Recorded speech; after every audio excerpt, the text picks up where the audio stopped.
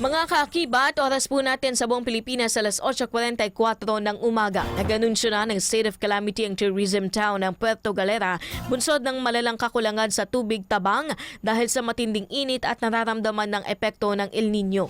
Inaprobahan ng sangguniang bayan ang naunang rekomendasyon ng Municipal Disaster Risk Reduction and Management Council upang payagan ng magamit ang calamity funds ng lokal na pamahalaan. Batay kay Vice Mayor Rocky Ilagan, 3 buwan nang suliranin ng munisipalidad ang freshwater supply matapos magsimulang matuyo ang mga bukal na pangunahing pinagkukunan ng tubig. Tinamaan ng krisis ang 11 sa 13 na mga barangay ng Puerto Galera. Habang iba namang nalalayo o malalayong komunidad ay napaulat na wala ng pagkukuhanan ng tubig.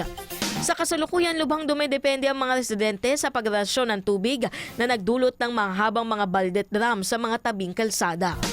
Pinaigting po ng LGU ang water distribution efforts at pagtatayo ng karagdagang mga deep well sa apektadong mga lugar.